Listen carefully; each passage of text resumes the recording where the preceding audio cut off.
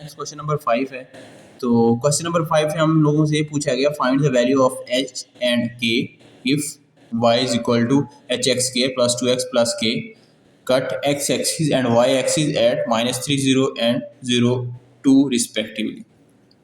अच्छा, इस क्वेश्चन में इन्होंने हम लोगों को y की इक्वेशन दी है और उन्होंने ये बताया कि ये जो इक्वेशन है ये x एक्सिस पे जब कट करती है तो उसके कोऑर्डिनेट्स -3 और 0 आते हैं।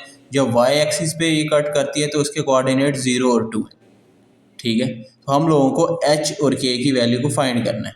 ठीक है, तो देखो मैंने ये किया है कि यहाँ पे मैंने y की इक्वेशन को एज इट इज़ लिखा है और सबसे पहले मैंने ये देखा है कि अच्छा यहाँ पे x एक्सिस की तरफ कट रहा है तो उसकी वैल्यू कितनी आ रही है -3 और 0।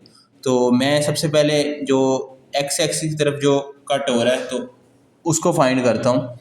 तो देखें, जब x एक्स की तरफ कट होती हैं वैल्यूज़ तो इसको x इंटरसेप्ट भी कह सकते हैं आप। ठीक है, कट कर x एक्सिस का मतलब है कि x इंटरसेप्ट। तो x इंटरसेप्ट से जब आप करते हो तो y की वैल्यू को 0 रखते हो आप।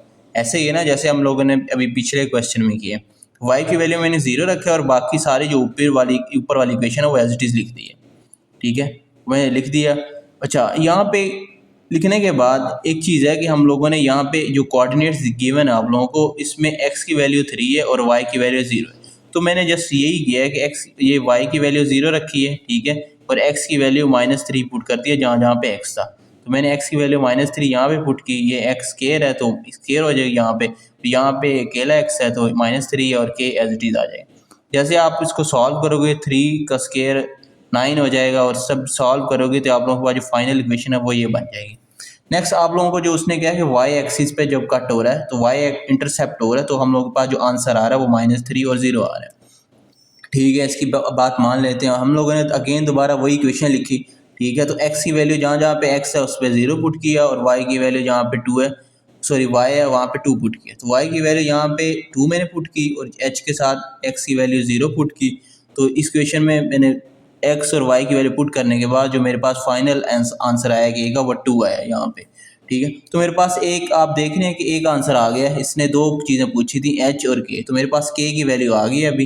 तो मैं k की वैल्यू यहाँ पे फाइंड कर चुका हूँ। करना ये है कि अभी जो जस्ट सिर्फ ये जो आप लोगों के पास इक्वेशन आई थी, इक्वेशन नंबर 1, ठीक है, इसके अंदर k की वैल्यू आप लोगों ने पुट कर देनी।